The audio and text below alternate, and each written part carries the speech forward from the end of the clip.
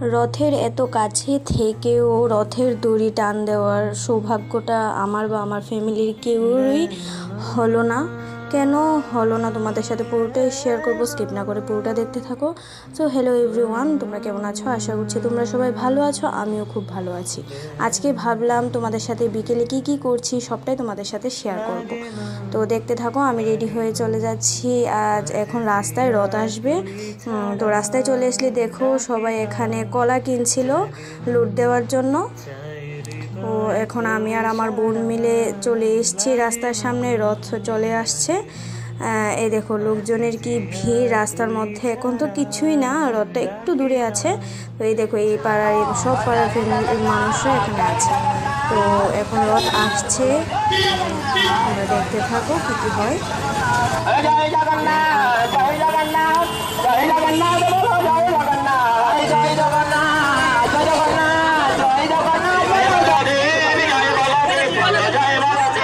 জয় বলদেব জয় বলদেব জয় বলদেব বলো জয় বলদেব জয় বলদেব জয় বলদেব জয় বলদেব বলো জয় বলদেব জয় বলদেব জয় বলদেব জয় বলদেব বলো জয় বলদেব জয় বলদেব জয় বলদেব জয় বলদেব জয়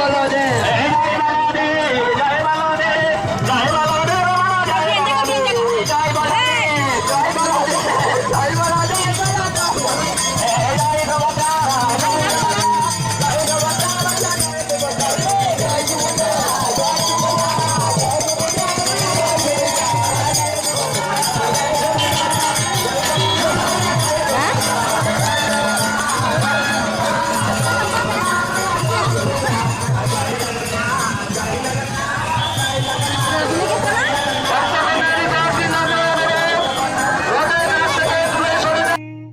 তোমরা কি দেখতে পেয়েছো? সামনে একটা গোপালকে নিয়ে যাচ্ছিল একজন। কি সুন্দর গোপালটা, কত সুন্দর করে কোলে বসে আছে। আমার তো খুব ভালো লাগে। তোমাদের কাদের কাদের গোপাল এরকম ভালো লাগে আমাকে কমেন্টে জানিও। দেখো সবাই রথের দড়ি টান দিচ্ছে, কিন্তু আমি কিন্তু দেইনি, আমি ভিডিও করছিলাম। তোমরা আশা করি বুঝতে পারছো। আমার সাথে আমার ফ্যামিলির মানুষও সবাই দাঁড়িয়ে রয়েছে, কিন্তু কেউই টান দেয়নি। তোমাদের বলবো আমি কেন দিইনি। তো রথ এখন চলে যাচ্ছে আমাদের বাড়ির সামনে থেকে। দেখো কি লোক হয়েছে। এই দেখো রথের প্রসাদও পেয়ে গেছি, দাঁড়িয়ে থেকেই প্রসাদ পেয়ে গেছি। তো এখন সবাই মিলে প্রসাদ এখানে দাঁড়িয়ে খাবে। দেখো সবাই মিলে প্রসাদ খাবে, একজনকে একজন মানে সবাই মিলে দিচ্ছে আর কি।